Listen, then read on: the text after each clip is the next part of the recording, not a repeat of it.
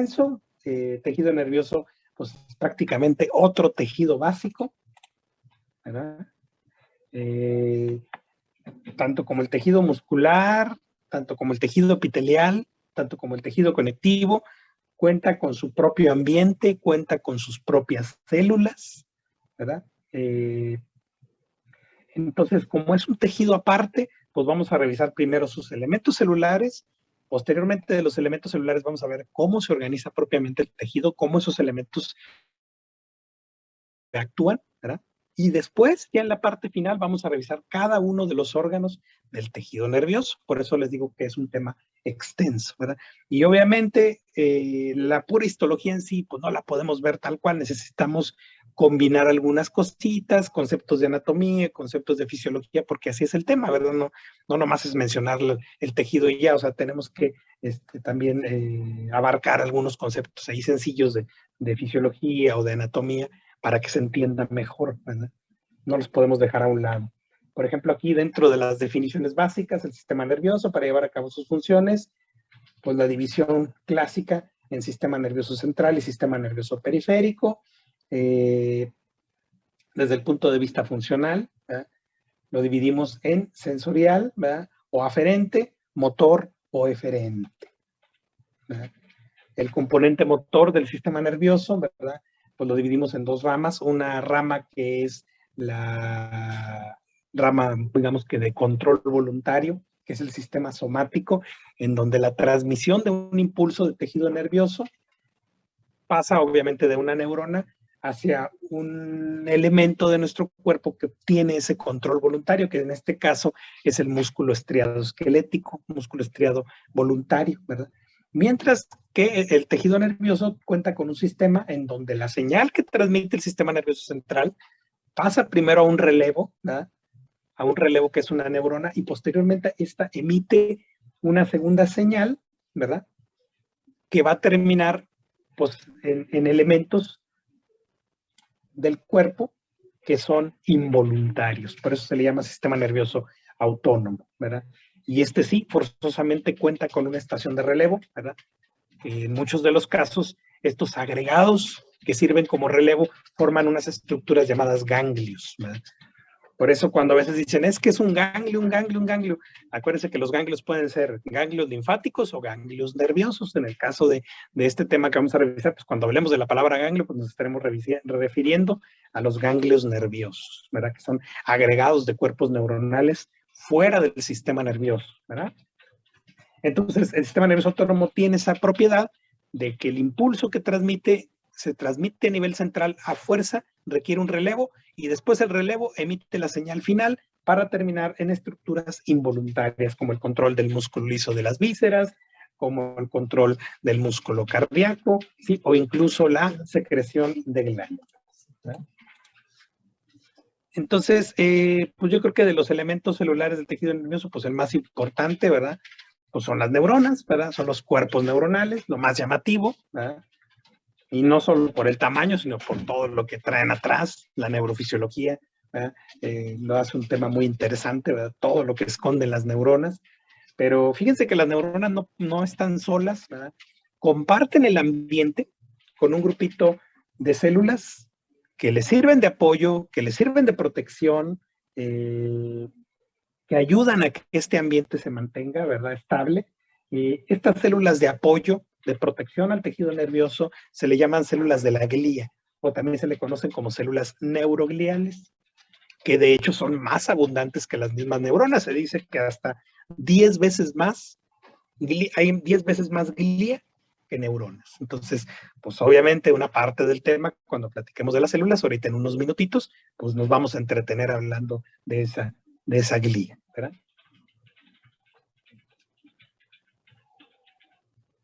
El origen del tejido nervioso a nivel embriológico, a lo mejor ya llevaron por ahí unos primeros temas, ¿verdad?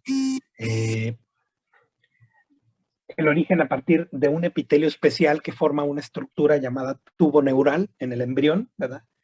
Y este epitelio especial, que en realidad es un neuroepitelio, ¿sí? Que en un inicio pues, va a formar la famosa placa de engrosamiento en la parte posterior, que es la placa neural, y posteriormente el tubo neural. El tubo neural pues, va a originar muchísimas cosas relacionadas al sistema nervioso central, ¿verdad? Que es el cerebro, la médula espinal, el tallo, ¿verdad? Y aparte de lo que es todo este tubo neural, podemos encontrar un pequeño grupito de células, que encontramos a los lados del tubo neural, que le llamamos células de la cresta neural, ¿sí? Son como pequeñas masitas de células a los lados y también tienen efecto formando estructuras pertenecientes al tejido nervioso, ¿verdad? Por ejemplo, de la cresta neural se originan los famosos ganglios que les decía ahorita, los ganglios nerviosos, los ganglios del sistema nervioso autónomo, donde están estas células de relevo, ¿verdad? Incluso agregados neuronales que están dentro de la pared de vísceras, como en el tubo digestivo. Pero algo interesante que tiene la cresta neural, pues, obviamente relacionada con el tejido nervioso, es que pueden originar algunas otras células que en teoría, ¿verdad?, no relacionaríamos con el tejido nervioso, como por ejemplo los odontoblastos. Los odontoblastos son células del diente y se encargan de producir la dentina, que es un elemento importante de la estructura del diente. Que obviamente pues ustedes van a decir, bueno, eso no tiene nada que ver con el tejido nervioso. Las células cromafines son células que tienen características neuroendocrinas, que están en el tubo digestivo y en la vía respiratoria, o incluso los melanocitos de la piel, los melanocitos que se encargan de producir pigmento, ¿verdad? La cresta neural también es un elemento importante de el sistema nervioso a nivel embriológico, ¿verdad?, por el origen que da a los ganglios nerviosos, pero algunas estructuras ya en la vida adulta no tan relacionadas también pueden originarse de ahí, como les digo, odontoblastos, células cromafines o melanocitos de la piel. Y les digo, el tubo neural y la cresta neural son muy importantes, los dos, ¿verdad? Tan es así que si algún elemento, incluso de la cresta neural, falta, o sea, puede conllevar a una enfermedad, y obviamente si falta, pues obviamente a una enfermedad congénita. Y aquí les pongo el ejemplo de un defecto en donde no se da esa correcta, porque otra cosa que tiene las células de la cresta neural, pues muchas de ellas migran y se trasladan a muchos órganos, pues a fin de cuentas donde van a permanecer en la vida fetal y en la vida adulta, ¿verdad? Ya sea, les digo, a la pared de las vísceras, hacia los ganglios nerviosos, se da un proceso de migración, ¿verdad? Todo eso pues ya predestinado genéticamente.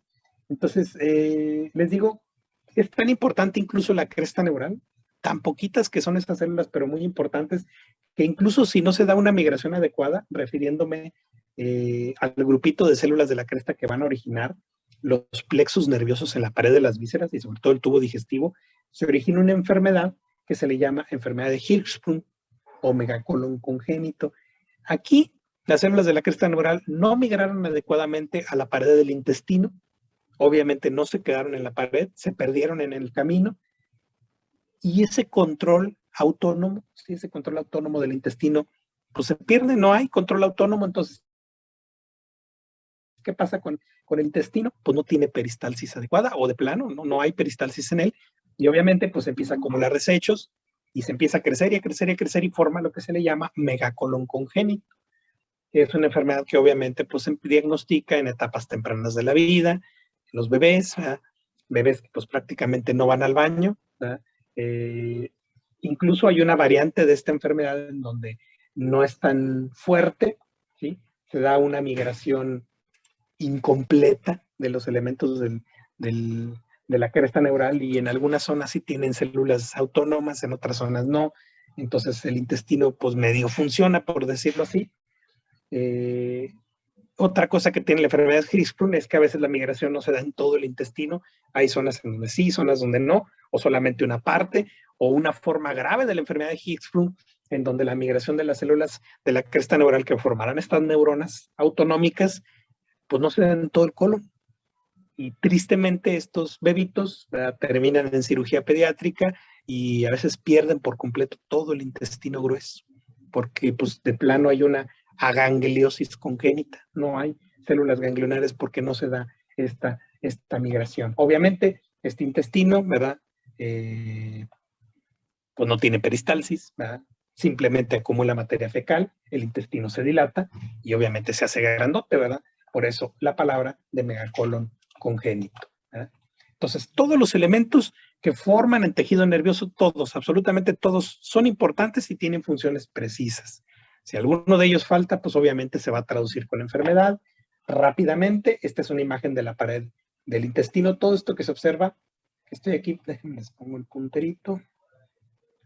Toda esta zona de aquí corresponde a la pared del músculo liso de un segmento del colon, del tubo digestivo.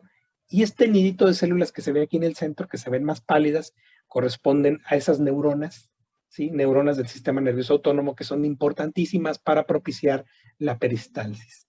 Entonces, ¿qué pasa cuando estas células, porque estas células no se desarrollaron aquí, estas migraron de la cresta neural? Cuando no se da esta migración adecuada de las células de la cresta, pues obviamente estas células no existen aquí en la pared y es cuando se da el megacolon congénito, ¿verdad? Obviamente ustedes van a decir, oye, ¿cómo llegan al diagnóstico? Pues obviamente se ayuda uno con estudios de imagen y pues el diagnóstico final de la enfermedad de Hirschsprung pues requiere forzosamente una biopsia de intestino para poder identificar pues que están pues ausentes estas células ganglionares, ¿verdad? Ok, bueno. Entonces, pues vamos a platicar de cada uno de los elementos celulares del tejido nervioso. Pues hablamos primero de los más importantes, que son las neuronas, ¿verdad? Pues definitivamente pues son las células encargadas de recibir y transmitir impulsos, ¿verdad? Pues las neuronas llaman mucho la atención pues por el tamaño que tienen, ¿verdad? Suelen tener un cuerpo celular muy prominente, aunque también existen neuronas pequeñitas, ¿verdad? El cuerpo celular de una neurona también se le conoce como soma o pericarion. Entonces, cuando yo les diga, es que el pericarion, me estoy refiriendo al cuerpo celular, al cuerpo de la neurona. Y les digo esto porque lo que abarca la neurona pues pueden ser muchas partes. O sea, si nos vamos a las terminaciones, nos vamos a las dendritas, nos vamos al axón, el cuerpo puede estar muy lejos de donde está el axón y muy lejos de donde están las dendritas, ¿no? Entonces es importante reconocer cada región, ¿no? El cuerpo, que es el soma pericardio, y obviamente las prolongaciones, dendritas y axón. ¿Está? Del cuerpo neuronal se proyectan las famosas prolongaciones. Tenemos primero las dendritas, que son las que se encargan de recibir estímulos, ya sea de otras dendritas o de otros axones, ¿verdad? Se sabe que cada neurona posee solamente una terminal axonal, ¿verdad? Que es la que se encarga de transmitir los impulsos del cuerpo neuronal. Y estos impulsos pues, pueden terminar en otra neurona, enviando una señal a otra neurona, enviando una señal hacia célula de músculo o hacia la pared de alguna glándula, etcétera, etcétera, etcétera, ¿verdad? Tenemos algunas de las primeras imágenes de lo que es el tejido nervioso. Esta es una imagen con hematoxilina y eosina. Se ve media palidona, pero bueno, ahí se alcanza a ver un poquito. Vean, núcleos en morado, citoplasmas en rosa. En este caso, las neuronas que yo estoy ejemplificando en esta fotografía, aquí está una, aquí está otra, acá está otra más, son neuronas redonditas que parecen como pelotitas, como balones, ¿verdad? Vean el núcleo central. Por fuera, pues se observan otros núcleos ahí acompañando a las células, a estas células de tejido nervioso. Entonces, en esta imagen les muestro la forma que tiene una neurona redondita, ¿verdad? Y con una coloración con hematoxilina y eosina. Esta es otra imagen de tejido nervioso, ¿verdad? Aquí la neurona, esta por ejemplo sí se ve como redondita, esta se ve más como triangular, como piramidal, ¿verdad? Vean todo lo que abarca el núcleo es todo esto y el nucleolo prominente. Una característica de la neurona, aparte de su tamaño, es que el núcleo es muy grande y tienen por lo regular nucleolos prominentes. Se remarcan como una bolita intensamente morada en el centro del núcleo. Entonces, todo lo que abarca el núcleo, obviamente, otra característica, ahí les va, de la neurona, está en la cromatina del núcleo. La cromatina del núcleo es una cromatina clara, es una cromatina dispersa, que quiere decir que tiene mucha heterocromatina, muchísima heterocromatina. Y aquí está en el centro lo que es, les digo, el nucleolo. Ahorita vamos a revisar que es todo este material granular que está por fuera del nucleolo. De hecho, ya aquí viene hasta incluso la definición o el nombre. Algunos de ustedes, si ya le di una pasadita al tema, pues ya sabe a lo que nos estamos refiriendo con esto, este material granular en el citoplasma que se pinta igual como el núcleo de una coloración morada, que se les llaman cuerpos de Nissl. Vean incluso las células que están por fuera, que son las células acompañantes, las células de la glía. Ahorita vamos a ver más adelante cuáles son. Esta es otra imagen de tejido nervioso. Esta es una imagen con una técnica especial. Pues sí, ¿verdad? Ya aquí no tenemos los núcleos en morado, citoplasmas en rosa, tenemos un fondo cafezoso, pero llama la atención una cosa. El tejido nervioso es un tejido en donde su principal soporte son las prolongaciones. De hecho, por eso el tejido nervioso es un tejido muy friable. Si alguno de ustedes ha tenido la oportunidad de tener, o de haber ido a alguna sala de autopsias, o haber ido al CEMEFO, y ver a lo mejor una necropsia, y haber tenido en sus manos tejido cerebral o médula espinal, es un tejido muy friable, se deshace muy fácil en las manos. El tejido nervioso prácticamente se soporta, se mantiene por sus mismas prolongaciones. Entonces imagínense que las neuronas, los cuerpos neuronales simplemente descansan, simplemente soportan, se quedan flotando, por decirlo así, entre comillas, entre las puras prolongaciones de las demás células. Todo el tejido nervioso son prolongaciones. Es como si fuera una especie de bosque gigantesco, repleto de ramas por un lado, ramas por otro, y todas las ramas son las prolongaciones tanto de las neuronas como las de la glía. Esa es otra característica de las células que acompañan a las neuronas. La glía tiene muchísimas prolongaciones. Obviamente, esto con las técnicas de rutina, hematoxilina y eosina, no se ven, pero pues hay técnicas especiales como esta, que es una técnica a base de sales de oro, ¿sí? El tejido nervioso también lo podemos impregnar con sales de oro, como el cloruro de oro, ¿sí? Y esta técnica, ¿sí?, capta muy bien, ¿sí?, se adhiere muy bien a las prolongaciones y hace que se vea como toda una especie de enramado, una especie de ramerío. En todo el fondo se ve todo fibrilar, todo lleno de fibritas, ¿sí?, como si hubiera muchas ramitas, y todas estas ramitas son las prolongaciones del tejido nervioso. De hecho, aquí se ve la neurona de aspecto como triangular, como romboidea. Aquí está el núcleo, nucleolo en el centro prominente, mucha eucromatina, por eso es un núcleo claro, y vean las prolongaciones cómo salen, ¿sí? Entonces, nosotros el tejido nervioso con hematoxilina H y E podemos ver las características básicas, sí, pero las prolongaciones, lo que más nos sirve son las sales de oro, como el cloruro de oro, o en el caso, para poder identificar la mielina, podemos buscar una técnica como lo es el azul Luxol, lo vamos a ver más adelante, que esa nos sirve mucho para identificar un elemento importante en el ambiente de tejido nervioso, que es la mielina. Aquí está. El cuerpo de la neurona, pues es la región más notable de ella.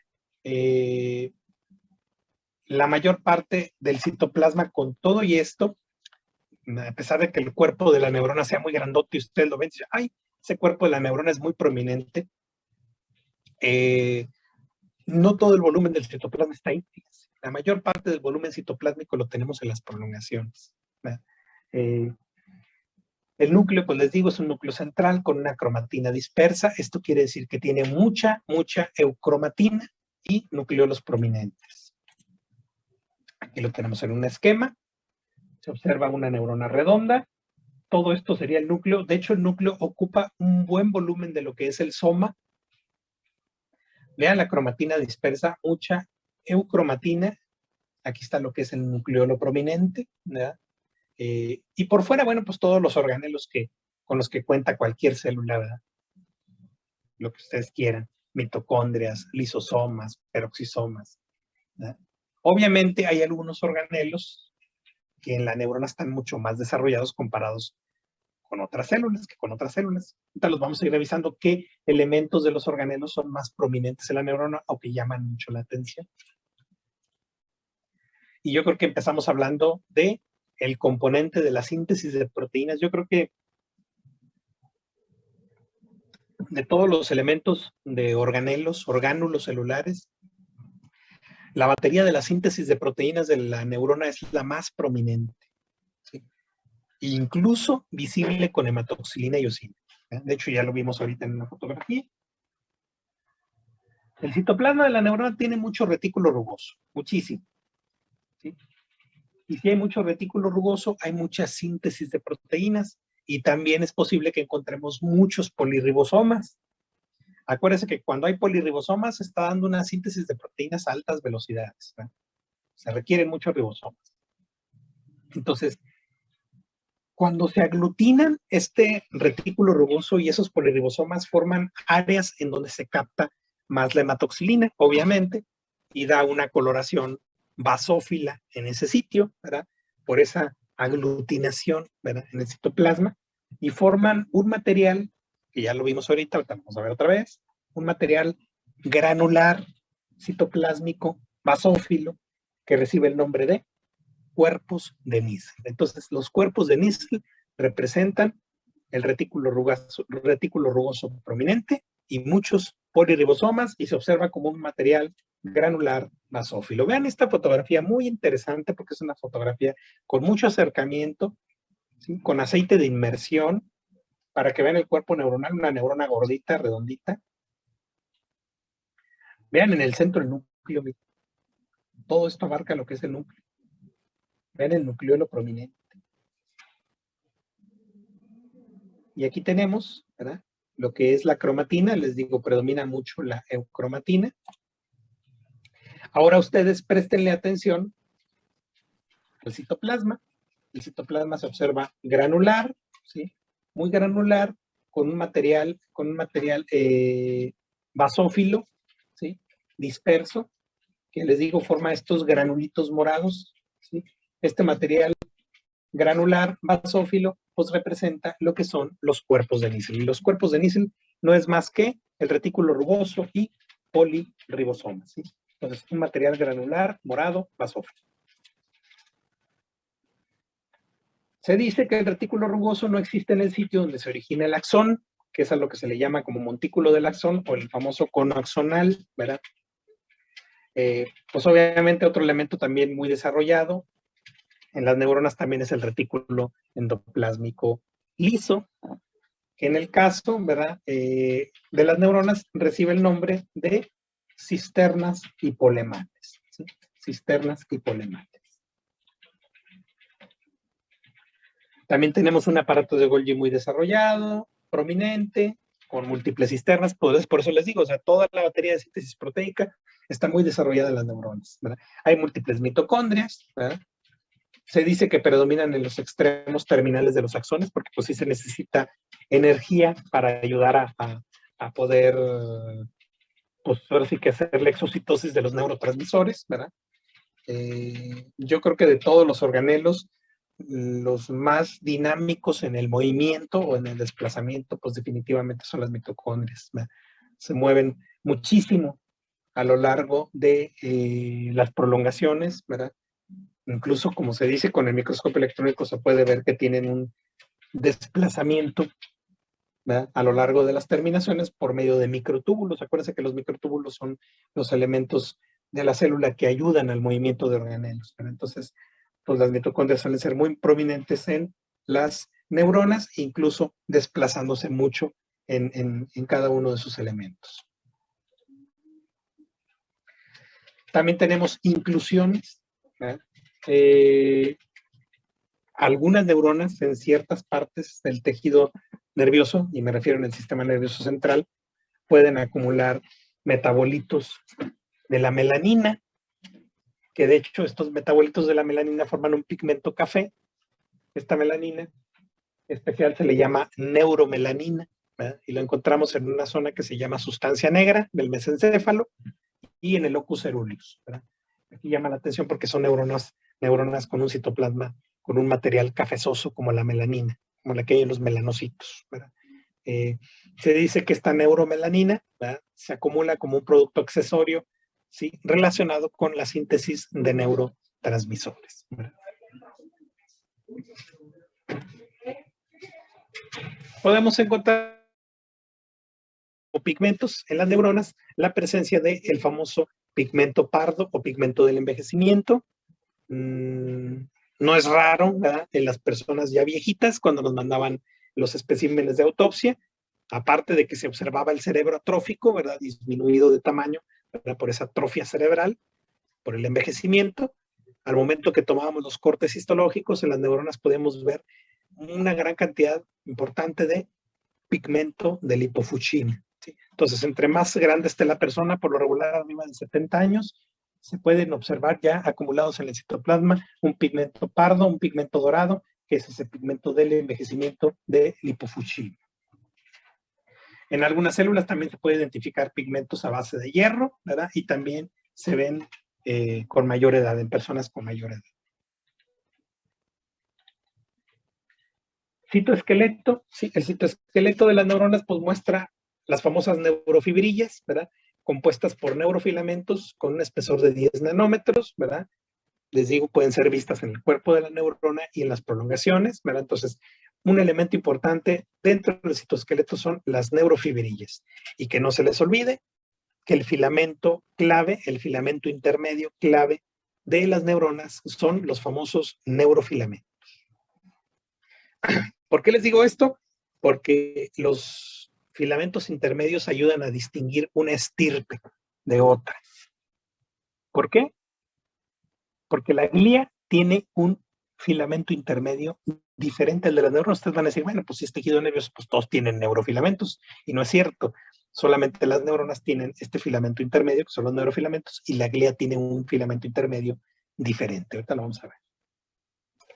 Otras estructuras vistas en el citoplasma, pues los neurotúbulos, ¿verdad?, que es la manera más rimbombante, pero siguen siendo los microtúbulos, pues que son útiles en el transporte a lo largo de las prolongaciones.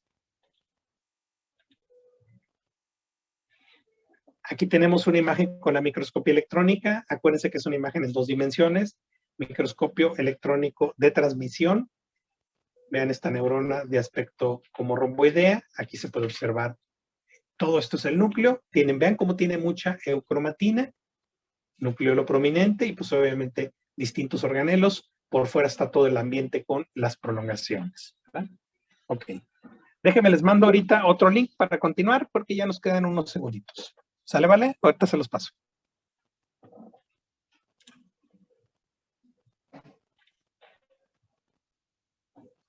Transmisión, para que vean ustedes un cuerpo neuronal de forma como romboidea. Les digo, lo más llamativo que tiene el cuerpo neuronal, aparte del soma o pericardio, pues obviamente es un núcleo, gran núcleo, con mucha eucromatina y nucleolo prominente.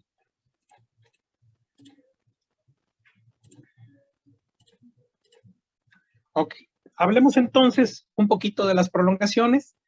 Dendritas son formaciones de la membrana que tienen una función receptiva, que quiere decir que captan el estímulo. Las dendritas son muy llamativas porque pues, en algunas ocasiones pueden ser tan prominentes que forman grandes ramificaciones que incluso parece como si estuvieran viendo un árbol repleto de ramas porque tienen muchas dendritas, ¿verdad? En las dendritas también encontramos en la base de ella algunos organelos.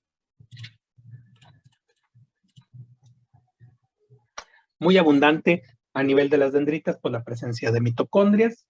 A nivel de las dendritas también es posible encontrar protrusiones en la superficie, también con el objetivo de que se incremente el área de contacto, ¿verdad?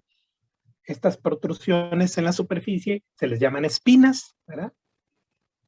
Y obviamente, pues, les digo, incrementan esta área de contacto. Hay algunas células, como por ejemplo las células de Purkinje, que están en el cerebelo, que tienen mucho contacto con neuronas de otro sitio, mucha interacción, y muestran grandes cantidades de dendritas, como si fuera todo un árbol, y repletos de espinas aparte, para incrementar más el área de superficie. Se dice que las dendritas suelen disminuir con la edad y con las personas que sufren de desnutrición, sobre todo con los niños, ¿verdad? En las primeras etapas de la vida, el proceso de crecimiento y la alimentación en el niño debe ser algo muy vigilado, porque si no se da la captación adecuada de nutrientes y hay una desnutrición muy severa, sí tiene repercusiones con el tejido nervioso. Y uno de ellos está a nivel de las dendritas. y algo que pues inevitable, ¿verdad? Conforme vamos avanzando con la edad, existe una mayor posibilidad de que se vayan perdiendo las dendritas pues, por la atrofia del cerebro, pero mucho de esto puede ser evitado, porque acuérdense que el cerebro tiene cierta plasticidad para poderse adaptar a como ustedes lo utilicen, de acuerdo así, oferta-demanda, ¿verdad?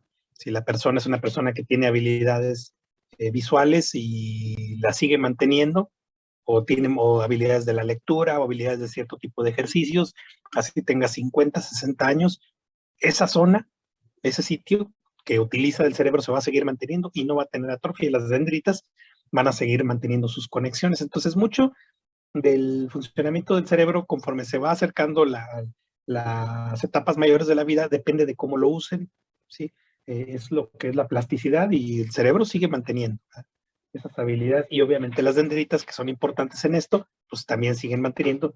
Por eso lo que dicen en las personas que tienen riesgo de tener Alzheimer, pero si son personas que se mantienen activas en el sentido de que la lectura, la información, leer mucho, pues obviamente las posibilidades de llegar a desarrollar el Alzheimer disminuyen mucho, ¿verdad?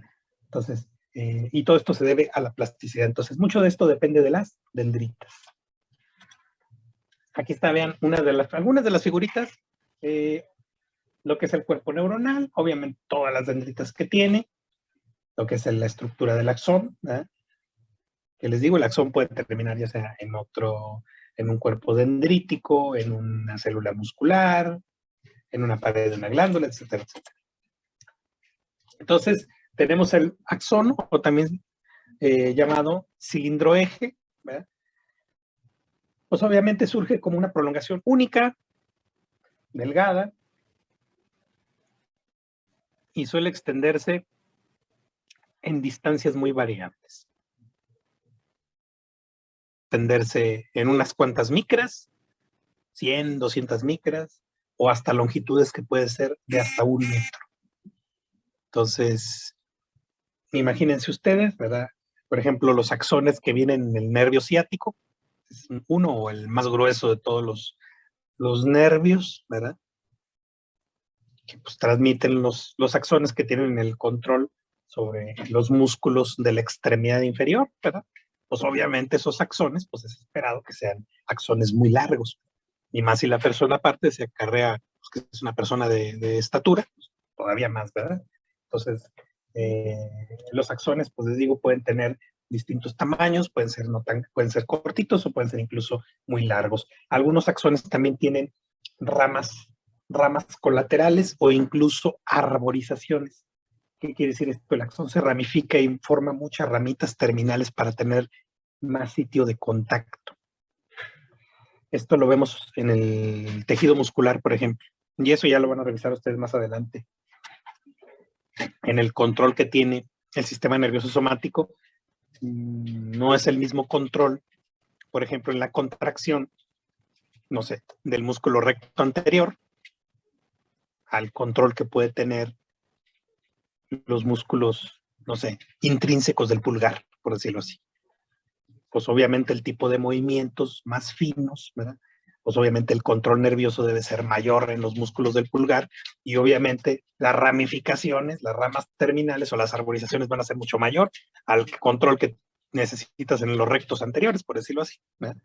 Entonces el axón también tiene esa propiedad, ¿verdad?, de en su parte final ramificarse e incluso formar arborizaciones terminales, pues obviamente para tener un mayor sitio de contacto y de control, ¿verdad?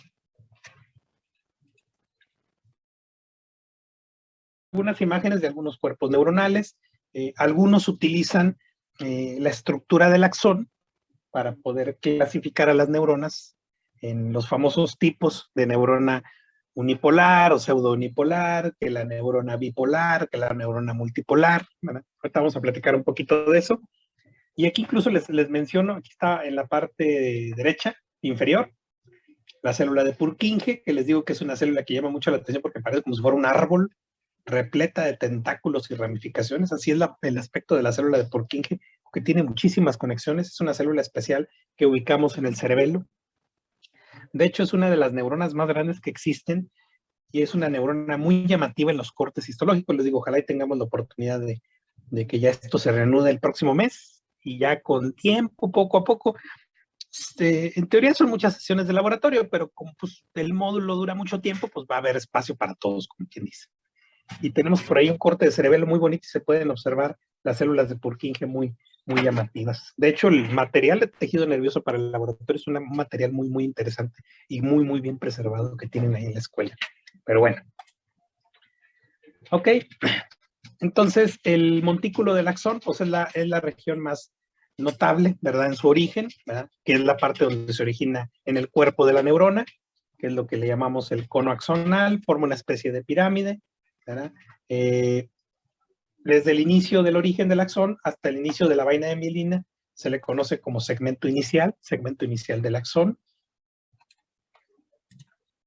Se dice que este segmento inicial, ¿verdad? A nivel de las definiciones de la neurofisiología, también se le llama zona desencadenante en espiga. Dentro de la neurofisiología se sabe que todos los impulsos se juntan en este sitio, en este segmento inicial, ¿sí? Y luego se transmiten a lo largo del axón. Acuérdense que los impulsos que se transmiten a lo largo del axón pueden ser impulsos excitadores o pueden ser impulsos inhibidores, ¿verdad? ¿Ok? La membrana celular de las células de la glía, y específicamente de dos tipos, me refiero a la célula de Schwann y al oligodendrocito, se encargan de formar cubiertas, ¿sí? Cubiertas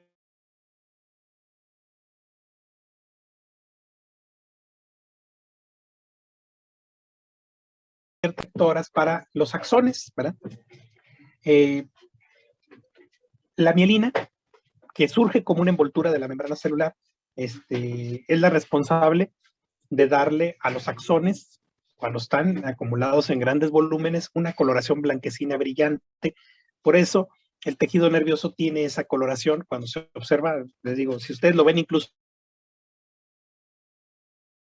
en fotografías de un atlas o en un espécimen de autopsia, muchas partes del tejido nervioso suelen verse blanquecinas. Y esto se debe a la gran carga de mielina que hay. La mielina genera esa coloración blanco brillante. De hecho, hay un concepto dentro del tejido nervioso que ya se los adelanto ahorita, que es el concepto de sustancia blanca. La mielina, pues por eso le dan esa denominación de sustancia blanca y se debe a esto, a la presencia de mielina. Y en realidad cuando está en grandes cantidades da esta coloración. A ver, denme un segundito.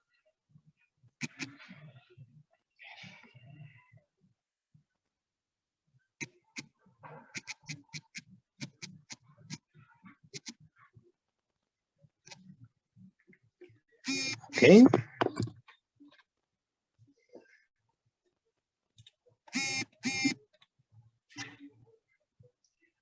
Pero no todo en el tejido nervioso, no todo en el tejido nervioso contiene mielina. También existen axones, terminaciones axonales que carecen de la mielina y que solamente tienen una cubierta de membrana nada más, pero solo una cubierta simple. Más adelante, cuando hablemos de la estructura fisiológica morfológica de la mielina, pues vamos a conocer que la mielina sí es una envoltura de membrana, pero es una envoltura de membrana que le da varias vueltas al nervio, como formando varias capitas, como si estuvieran viendo capitas de cebolla. ¿Sí? Esa es la mielina real. Pero hay axones en donde no se da este proceso. Simplemente la membrana de las células de la glía forma nomás una capuchita, sin darle vueltas como si estuviéramos viendo capitas de cebolla. Este grupo de axones que no tienen una capa real de mielina, se les llaman axones desmielinizados. ¿Sí? Carecen de cubierta mielina. Y este es el concepto que les expliqué ahorita, muy importante, ¿verdad? La presencia de esta mielina nos permite dividir el tejido nervioso en dos sustancias, la sustancia blanca y la sustancia gris. Yo creo que los dos conceptos más importantes de la histología básica del tejido nervioso son estos, la presencia de dos sustancias. Entonces, ya se los voy adelantando. Ahorita que terminemos de revisar todas las células, después de que terminemos de revisar las células, vamos a platicar de las sustancias. Ya las sustancias ya nos hablan de todas las mismas células interactuando. Y después de que hablemos de las sustancias, ahora sí vamos a conocer cada uno de los órganos, ¿verdad? Ya por capas, para que me entiendan mejor. Entonces, esta mielina es muy importante porque de plano nos permite dividir el tejido nervioso en dos y llamadas sustancias. Sustancia gris y sustancia blanca. Obviamente, la sustancia blanca es la que tiene la mielina. Entonces, además de conducir el impulso, pues una función importante del axón es el transporte, ¿verdad? A lo mejor sí, todos nos vamos con la idea de que, sí, el axón transmite el impulso excitador, el impulso inhibidor, pero también a lo largo del axón se mueven un montón de cosas. Imagínense ese axón que mide 30 centímetros, 20 centímetros. Hay un transporte importantísimo de materiales para la formación de los neurotransmisores, ¿verdad? O incluso elementos que ayuden a brindar energía, ¿verdad? Todo este movimiento de sustancias, todo este movimiento de materiales, es a lo que se le conoce como el transporte axonal, ¿sí? El transporte axonal, pues obviamente se da de dos maneras. Ahora sí que del centro a la periferia y de la periferia al centro. Obviamente el transporte anterógrado es el que va del centro o del soma a la periferia, a la parte final, y el que recibe de la parte final hacia el centro sería el transporte axonal retrógrado. ¿Qué tiene interesante el transporte axonal? Y esto mucho lo van a revisar en la parte de fisiología o la neurofisiología, son las velocidades del transporte. Porque una cosa es el impulso nervioso, porque obviamente el impulso nervioso es a altas, muy altas velocidades, y otra cosa es el transporte axonal. El transporte axonal simplemente es el transporte de sustancias químicas y materiales, ¿verdad? Bueno, se sabe que existen 3 velocidades de transporte a lo largo del axón, ¿sí? Velocidad rápida, velocidad intermedia y la velocidad lenta. Les voy a poner el ejemplo, aquí está para que vean las velocidades. El más rápido de todos es el anterógrado. La velocidad es de 400 milímetros por día.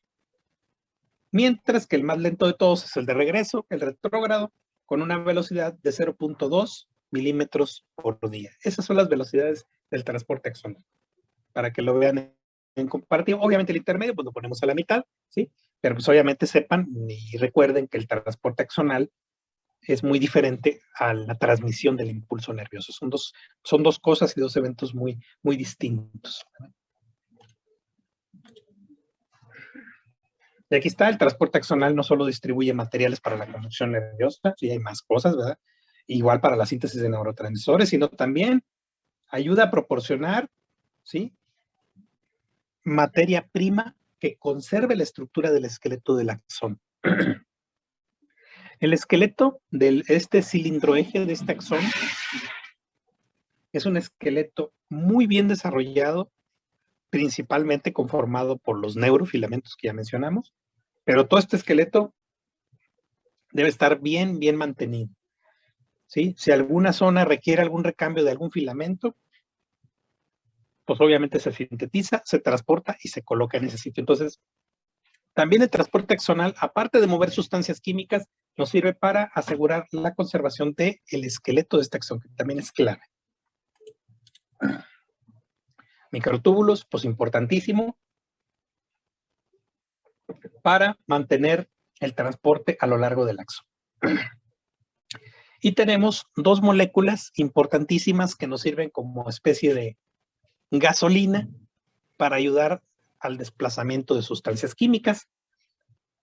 El mecanismo del transporte axonal anterógrado utiliza la proteína cinesina, mientras que el mecanismo del transporte retrógrado utiliza como gasolina a la proteína dineína. Entonces, estas dos sustancias son importantísimas en el transporte axonal, ya sea de adentro hacia afuera o de afuera hacia adentro, cinesina, dineína. ¿Ok? Ahora sí, ya que hablamos de la estructura del soma, de todo lo que son las prolongaciones. Ahora viene la clasificación de las neuronas de acuerdo a las prolongaciones, ¿sí? De acuerdo a la distribución de los axones. ¿Sí? Y tenemos los conceptos de neuronas bipolares, neuronas unipolares y neuronas multipolares. ¿Sí? Vamos a ver un poquito de cómo es su estructura y pues las localizaciones, ¿verdad? Son conceptos que no debemos de olvidar. Empezamos hablando de las bipolares. Entonces, las bipolares cuentan con dos prolongaciones que surgen del cuerpo de la neurona. Una que es una terminación axonal, número 1, y 2, una terminación dendrítica, ¿sí? Las neuronas bipolares las encontramos en los órganos de los sentidos. Los encontramos en el oído interno, por ejemplo, en el caso de la audición y el equilibrio. Las encontramos en el epitelio olfatorio, en la cavidad nasal, en el epitelio gustativo, en la cavidad oral, y también la encontramos en la retina, en el ojo, ¿sí? En el órgano de la visión. Y aquí tenemos una imagen de una neurona bipolar para que vean ustedes ahora sí que los dos polos que tiene la neurona, un polo dendrítico y un polo axonal. Las neuronas bipolares, les digo, son características de los órganos de los sentidos, una retina teñida con hematoxilina y eosina, ¿verdad? Aquí, a esta altura, encontramos un grupito de núcleos bien pegaditos unos con otros, ¿verdad? Es la estructura de las neuronas de la retina, neuronas bipolares, ¿verdad? De hecho, por acá se puede ver parte de un pigmento que también se deposita en la estructura de la retina, ¿verdad? Entonces, en el ojo tenemos un ejemplo de neuronas bipolares a nivel de la retina. Otro es el epitelio olfatorio. Con ustedes creo que no hemos llevado, o a lo mejor ya llevaron neumo. No van a llevar neumo apenas. Igual, en neumo vamos a platicar de lo que es la estructura del epitelio respiratorio y vamos a mencionar estas neuronas bipolares que están en la cavidad nasal. El oído interno, ¿verdad? El oído interno, con las estructuras importantes, ¿verdad? Lo que es el aparato vestíbulo coclear, ¿verdad? Aquí encontramos también, dentro de este oído interno, neuronas bipolares. Ok. Luego tenemos un grupo de neuronas que se llaman neuronas pseudo-unipolares, o algunos también les dicen unipolares, ¿verdad? Que del cuerpo del soma solamente surgen de ella una única prolongación. Pero más adelante esta prolongación se ramifica y se divide en dos, por eso le dicen pseudo-unipolar, porque al final, aun con todo de que surja como un solo polo, una sola terminación, termina ramificándose más adelante, ¿verdad? Estas neuronas pseudo-unipolares, ¿sí? Al momento de que se divide esta rama que surge del soma, va a formar una rama central, ¿sí? Que se transporta hacia el sistema nervioso central y una rama periférica que va hacia alguna parte del cuerpo en particular. Aquí lo tenemos, vean en la imagen. Aquí está lo que es el soma. Vean cómo surge en inicio una sola prolongación, pero posteriormente termina ramificándose en dos, ¿verdad? Una rama central y una rama periférica. Ahora ustedes van a decir, bueno, ¿y quién es quién? Por morfología, estas ramas son de tipo axonal, aunque ya bien identificado en la morfología gruesa, ¿verdad? ¿Sí? Ultraestructura. En la parte final de la rama periférica, ¿sí? Esta terminación de tipo axonal, ¿sí?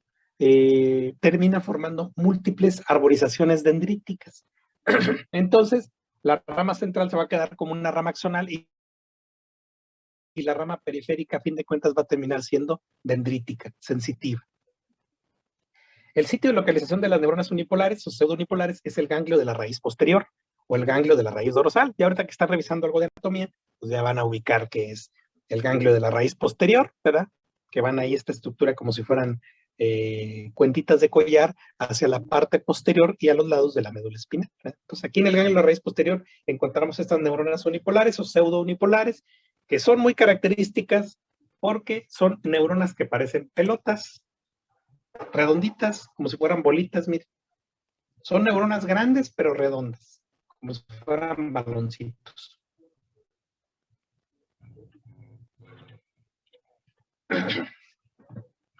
Luego tenemos las neuronas multipolares. De los 3 tipos de las neuronas, pues estas son las más comunes. Pues obviamente estas neuronas tienen múltiples conexiones, tienen muchísimas dendritas, un solo axón. Dentro de la fisiología de las neuronas multipolares, pues se sabe que estas neuronas son neuronas motoras. En algunos sitios reciben nombres especiales, ¿verdad? Por ejemplo, las que están en la médula espinal, ¿sí? Las que están en la médula espinal también se les llaman motoneuronas. Sí, pues obviamente porque tienen la función motora y son importantísimas en el control, pues, de prácticamente todos los músculos voluntarios. Extremidad superior, extremidad inferior, tronco, etcétera, etcétera.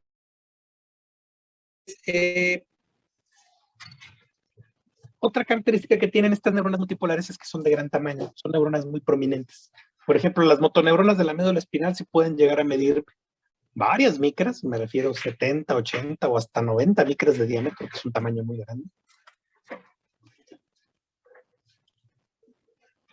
Y aquí lo tenemos en una imagen con hematoxilina y eosina. Vean ustedes el aspecto que tienen las neuronas multipolares, son neuronas de gran tamaño. Nomás para que se den una idea, el comparativo, miren, de aquí donde está el puntero, hasta esta parte de aquí, más o menos como esta distancia, pudieran ser unas 80 micras aproximadamente. Simplemente vean los núcleos que están por fuera.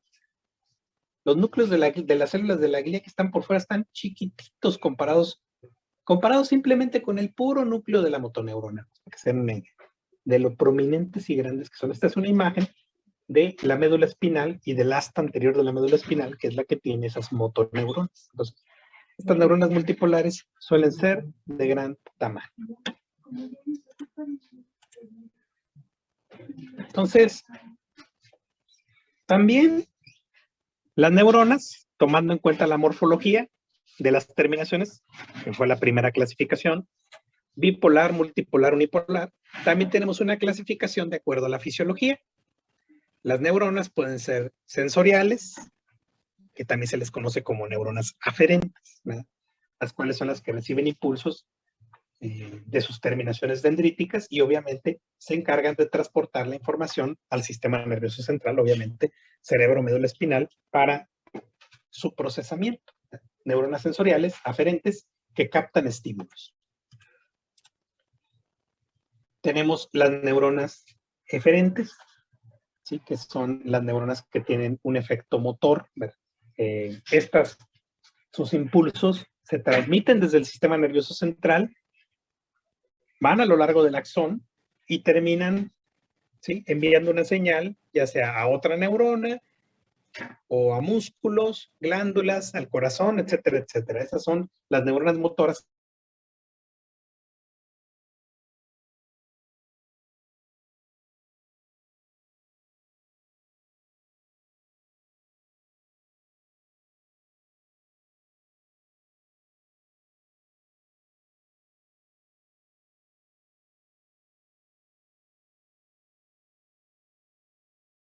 ¿Ok? Seguimos. También tenemos un tercer grupo de neuronas que sirven como interconectores de otras neuronas, ¿verdad? Enviando señales a neuronas entre sí. Estos conectores dentro del sistema nervioso central también reciben el nombre de interneuronas. Entonces, de acuerdo a la neurofisiología, tenemos neuronas sensitivas, aferentes, captan estímulos. Neuronas motoras, eferentes, emiten estímulos. Y las neuronas interconectoras o interneuronas. Ok. Eso es en relación a las células, bueno, consideradas más importantes del tejido nervioso, que son las neuronas, pero les digo, todo es importante. Ahora vamos a platicar de la población más abundante de células del tejido nervioso. Son las que sirven de apoyo, que se llaman glía o neuroglía. Aquí está, son células cuyas funciones sirven de apoyo metabólico, protector, forman parte de la barrera hematoencefálica, tienen un montón de misiones estas neuronas. Se dice que en el tejido nervioso pueden existir hasta 10 veces más glía que neuronas, ¿sí? 10 veces más glía que neuronas. ¿Cuáles son las células de la glía? Aquí está la lista. Los astrocitos, ¿verdad?, considerados las de mayor tamaño, oligodendrocitos, la microglía, que son las más chiquititas, las células del epéndimo, ¿sí? Así que son las que revisten las cavidades del tejido nervioso. Algo muy importante es que las células de la glía, obviamente vamos a platicar de cada una de ellas, vamos a conocer sus características, vamos a ver fotografías, etcétera, etcétera. Algo muy importante es que estas células no reaccionan ni propagan impulsos. Las únicas que tienen la propiedad de reaccionar y propagar impulsos son solamente las neuronas, nada más. Pero estas celulitas de la glía tienen también capacidad de comunicación, pero lo hacen con una comunicación a partir de uniones, obviamente más primitivas comparadas con la sinapsis, obviamente no son verdaderas sinapsis, son uniones tipo de intersticio, ¿verdad? Es ahí con la manera en la que ellas se pueden comunicar, solamente con uniones de intersticio, ¿verdad? Pero ellas pues no tienen la misma propiedad de las neuronas de transmitir impulsos, ¿verdad?, ni obviamente emitir potenciales de acción, etcétera, etcétera, ¿verdad? Es muy importante. Ok, tenemos a los astrocitos. Los astros son células de la glía, son las de mayor tamaño. Y yo me atrevería a decir que aparte de las de mayor tamaño, son las más abundantes. Si ustedes observan una imagen histológica de tejido nervioso y ven la neurona, porque la neurona siempre va a ser lo más llamativo, ¿verdad? Ustedes ven la laminilla y dicen, ah, mira, aquí están los cuerpos de las neuronas. Pues, bueno, se ponen a ver el ambiente que está por fuera de las neuronas e identifican el siguiente núcleo que le sigue en tamaño. Ese es del astrocito. Tiene una característica muy parecida al de la neurona. Obviamente más chiquito, a lo mejor la mitad del tamaño, una tercera parte del tamaño de la neurona, pero son las más grandes de las de la glía. Y también tienen una cromatina abierta, una cromatina dispersa. Tienen mucha eucromatina. Los astrocitos los dividimos en dos grupos. Los astrocitos protoplásmicos o protoplasmáticos, que los encontramos en la sustancia gris del sistema nervioso central. Y los astrocitos fibrosos, que forman parte de la sustancia blanca. Obviamente, si yo observo una laminilla, un corte histológico, con H&E, incluso hasta con aceite de inmersión, esta diferencia no la vamos a poder identificar. Les digo, estas son diferencias solamente con la morfología gruesa en el microscopio electrónico, ¿verdad? Y con la morfología básica de la hematoxina y eosina, pues no, esto no nos permite separar bien, ¿verdad?, cuál astrocito es uno de otro, ¿verdad? Pero sí es importante que sepan ese concepto. Protoplásmico, sustancia gris; fibrosos, sustancia blanca. Muy importante, el astrocito en su esqueleto tienen un soporte, ¿sí?, un soporte muy especializado de filamentos que se les llaman los filamentos propios de los astrocitos. Estos filamentos propios se conforman de una proteína llamada proteína glial ácida fibrilar, ¿sí?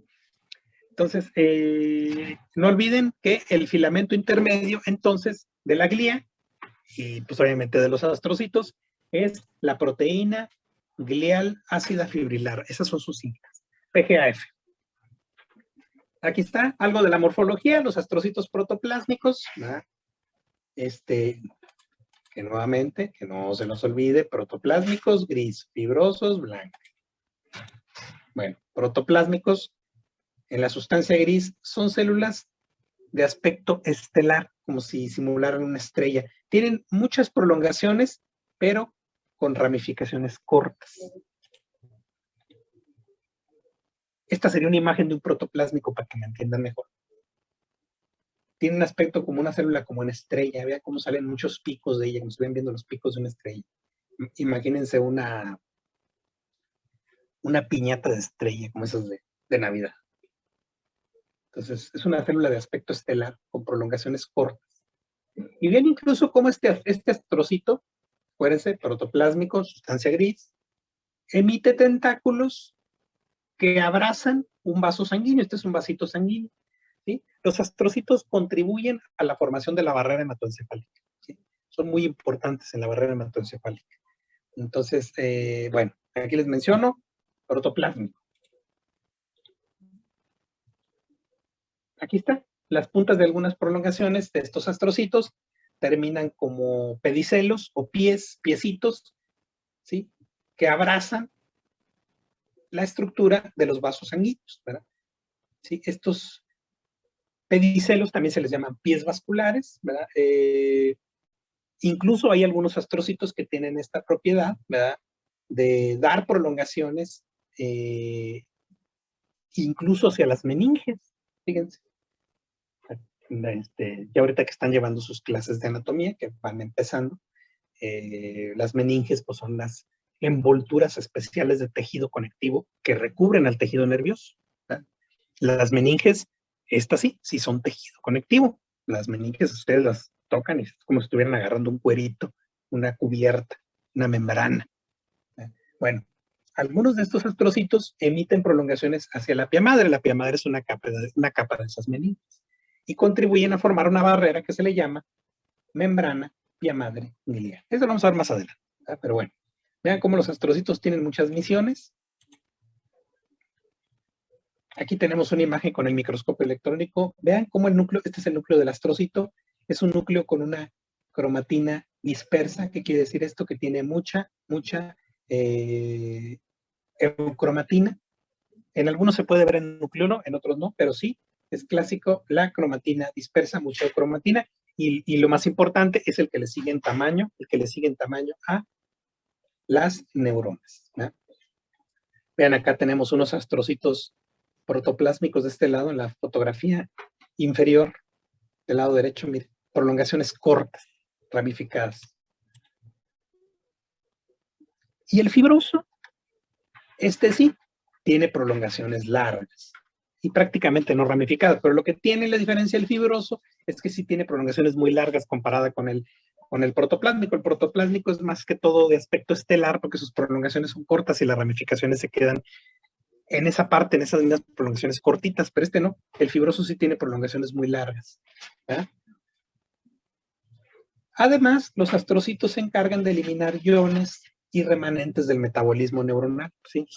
Tienen funciones tróficas protectoras al tejido nervioso, ¿verdad? Protegen a lo que son las neuronas, ¿verdad? Ahora tenemos un fibroso. Ya vean la diferencia ustedes del que les presenté como protoplásmico en la sustancia gris, a diferencia de este fibroso que es el de la sustancia blanca. Este parece más como una araña con patas largas, miren. Ya no se ve tan estelar como el otro, tiene prolongaciones muy largas y prácticamente no ramificadas. Esta es una imagen de un astrocito fibroso, igual emitiendo los tentáculos, los pedicelos hacia el vaso sanguíneo. Okay. También los astrocitos contribuyen al metabolismo de energía dentro de la corteza cerebral, ¿sí? Liberan glucosa a partir de glucógeno almacenado. Los que se localizan en la periferia del sistema nervioso central ayudan a formar la barrera hematoencefálica, ¿sí? Entonces los astrocitos también tienen esa función de una función trófica a favor del tejido nervioso, liberando glucógeno, ¿sí? Y ayudando a formar la barrera. Bueno, eso es en relación a los astrocitos. La siguiente célula que vamos a revisar son los oligodendrocitos, importantísima en la glía. Ya prácticamente nos va a quedar un minuto, menos de un minuto para terminar. Sí, porque ya ahorita, déjenme, estoy viendo aquí el reloj. Nos va a quedar un poquito menos de media hora. Entonces, para no dejar corta la presentación, seguimos avanzando en la siguiente clase. Con esta terminamos. Y vamos a seguir revisando oligodendrocitos, células de la microglía. Ahí nomás le encargo, por favor, a Fanny, Estrella, que me vayan pasando la disponibilidad después de las 9 de la mañana. Díganme ustedes, que ya sería para la siguiente semana, y ustedes me dicen, ¿sabe qué, Doc? Martes,